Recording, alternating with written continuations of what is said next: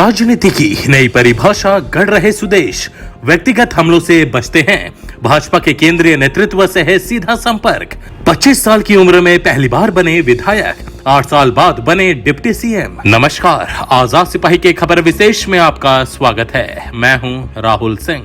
सुदेश, 3 अक्षरों का यह नाम न सिर्फ राजनीति की नई परिभाषा गढ़ रहा है, बल्कि यह भी साबित किया कि व्यक्तित्व में दम है तो सफलता खुद ब खुद उसके पीछे चली आती है। झारखंड में रघुवर राज को छोड़ दें तो कोई भी सरकार अपना 5 साल का कार्यकाल पूरा नहीं कर पाई और खंडित जनादेश की स्थिति में सुदेश महतो की आजसू कई सरकारों के लिए अहम रही।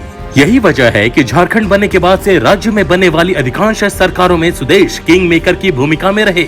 आजसू सुप्रीमो ने न सिर्फ खुद के दम पर राजनीति में अपनी पहचान बनाई है, बल्कि अपनी पार्टी को भी झारखंड की राजनीति में वह मुकाम दिया कि उसके सहयोग के बिना प्रदेश भाजपा खुद को अधूरा महसूस करती है। 2019 के विधानसभा चुनाव में भाजपा और आजसू के बीच गठबंधन टूटने का असर यह हुआ कि भाजपा को राज्य में सत्ता गंवानी पड़ी।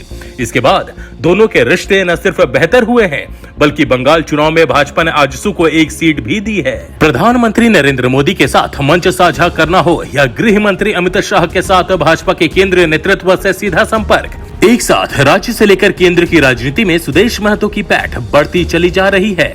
आजसू सुप्रीमो सुदेश महतो के राजनीतिक सफर के साथ उनकी राजनीतिक शैली पर नजर डालती दयानंद राय की रिपोर्ट। 21 जून 1974 को सिल्ली में जन्मे सुदेश महतो की किस्मत कहें या मेहनत या फिर दोनों की, जब बिहार से अलग होकर झारखंड बना तो उसी साल वर्ष 2000 में वे 25 वर्ष की उम्र में दिल्ली से विधायक चुने गए। जीन्स और टी शर्ट पहनकर राजनीति करने वाली इस शख्सियत को उनकी पहली ही जीत के बाद बिहार में उन्हें मंत्री पद का ऑफर मिला था, फिर उन्होंने ठुकरा दिया।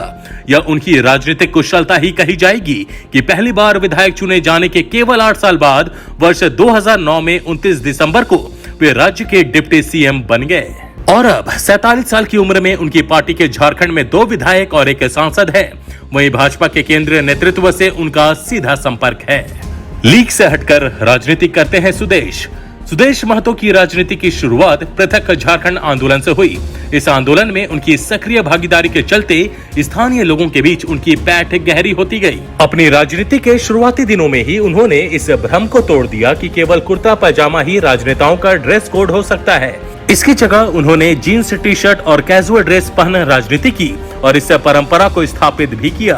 राजनीति में पार्टी कार्यालय की भूमिका और अहमियत पर सुदेश महतो ने खास ध्यान दिया और उन्होंने पार्टी का केंद्रीय कार्यालय ऐसा बनाया जो राष्ट्रीय पार्टियों के कार्यालय पर भी भारी पड़ता है।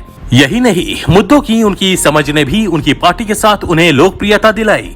2019 के विधानसभा चुनाव में अब की बार गांव की सरकार और बंगाल चुनाव से पहले मानभूम जंगल महल स्थानीय प्रशासन के गठन की मांग ने यह साबित किया कि मुद्दों के चयन और लीड लेने में आजसू आगे रही है।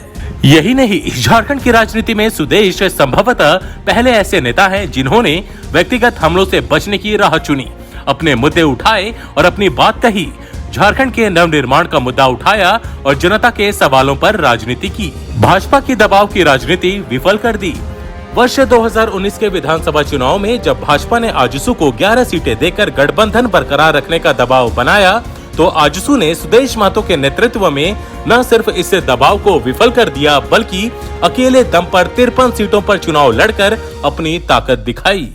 नतीजा यह हुआ कि वर्ष 2014 से 2019 तक झारखंड में ताल ठोककर शासन कर रही भाजपा सत्ता से बाहर हो गई। हालांकि आजसू को भी इस निर्णय से सियासी नुकसान हुआ, पर इसका सुखद पहलू यह रहा कि आजसू को न सिर्फ अपनी ताकत का असल अंदाजा हुआ, बल्कि भाजपा को भी यह महसूस हो गया कि आजसू से अलग होकर लड़ना उसके लिए किसी तरह से भी फायदेमंद नहीं है। इस चुनाव के बाद जब झारखंड में राज्यसभा चुनाव हुए तो भाजपा ने आजसू के साथ फिर से हाथ मिलाया और 2 उपचुनाव में भी ये दोनों साथ मिलकर लड़े। चर्चा में रहा पीएम का सुदेश के साथ मंच साझा करना। बंगाल विधानसभा चुनाव के दौरान पुरुलिया में हुई रैली में सुदेश महतो का प्रधानमंत्री नरेंद्र मोदी के साथ मंच साझा करना चर्चा में रहा। इस रैली में प्रधानमंत्री ने सुदेश महतो का हाथ पकड़कर उन्हें अपनी बगल की सीट पर बिठाया। वहीं बंगाल में भाजपा के साथ मिलकर चुनाव लड़ने के लिए आजसू अध्यक्ष का हौसला भी बढ़ाया था। यही नहीं, बीते दिनों जब नई दिल्ली में सुदेश गृह मंत्री अमित शाह से मिले, इससे भी राजनीति के गलियारों में चर्चाओं का बाजार गर्म हुआ। इस मुलाकात के कई कयास लगाए जा रहे हैं। जाहिर है कि सुदेश महतो की राजनीति का फलक समय के साथ न सिर्फ और विस्तार लेता गया, बल्कि इसने सियासत में अपनी अलग छाप छोड़ी है। राजनीति के साथ फुटबॉल भी खूब खेलते हैं सुदेश महतो राजनेता होने के साथ खिलाड़ी भी हैं। नियमित फुटबॉल खेलना और खुद को फिट रखना उनकी खूबी है। इसके अलावा वह सिल्ली में बिरसा मुंडा आर्चरी एकेडमी भी चलाते हैं। इस एकेडमी को वर्ष 2016 में राष्ट्रपति पुरस्कार मिल चुका है। इसके अलावा इस एकेडमी की खिलाड़ी मधुमिता कुमारी एशियाड ओलंपिक में भारत के लिए रजत पदक हासिल कर चुकी हैं।